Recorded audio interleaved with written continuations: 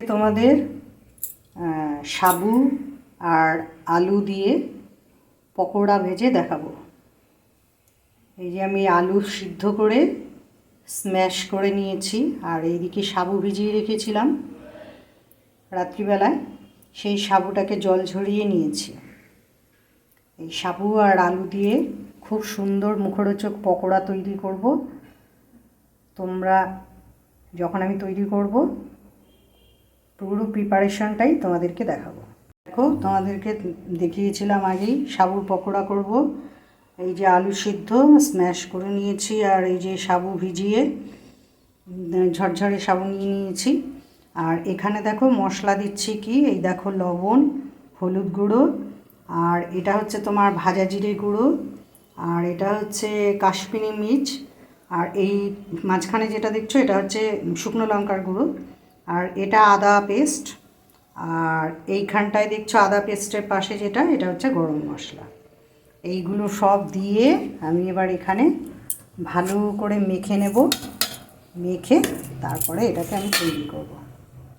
মেখে পেস্টটা তৈরি করে তোমাদেরকে দেখাচ্ছি। সবাই সাধারণত তোমার আলুটা গ্রেট করেই এটা তৈরি করে। এবার আমি কেন তৈরি করলাম, আমার বাবা তো বয়স্ক মানুষ, অনেক বয়স্ক মানুষরাই তোমার বেশি শক্ত হলে খেতে পারে না, একটু নরম নরম থাকবে ভেতরটা, আর উপরটা একটু শক্ত শক্ত হবে, মুচমুচে হবে, ওরকম বেশি টেস্টি লাগবে। এই জন্য এবার পেস্টটা মাখা হয়ে গেছে, এর মধ্যে আমি একটু চিনি অ্যাড করে দিলাম, কারণ এটা খেতে বেশ ঝাল ঝাল মিষ্টি মিষ্টি হবে, সাবু তো। এবার এটাকে মেখে বড়া তৈরি করব। দেখো, ওটা আঁচ কমিয়ে কমিয়ে করতে হবে। এবার আমি এগুলোকে উল্টে দিচ্ছি।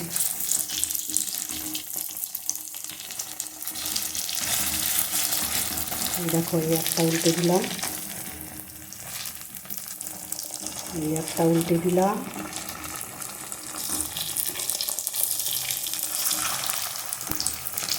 এক এক করে সবগুলোতেই উল্টে দিলাম। এটা আমি তোমার কাশ্মীরি মির্চ দিয়েছি বলে দেখতে লালচে লালচে হয়েছে, আর তোমরা ইচ্ছে করলে কাঁচা লঙ্কা দিয়ে কুচি দিয়ে করবে, ওটা আবার দেখতে সাদা লাগবে, সুন্দর রঙটা সাদা রঙ হবে। আর এটা আমি কাশ্মীরি মির্চ দিয়ে করলাম বলে লাল হয়েছে। দেখেছো কি সুন্দর মুচমুচে বড়া, এবার ভাজা হয়ে যাবে। এই দেখো, এবার আমার সাবুর পকোড়া ভাজা কমপ্লিট। এই যে গরম গরম ভেজে রেখেছি, এবার সার্ভ করে দেবো।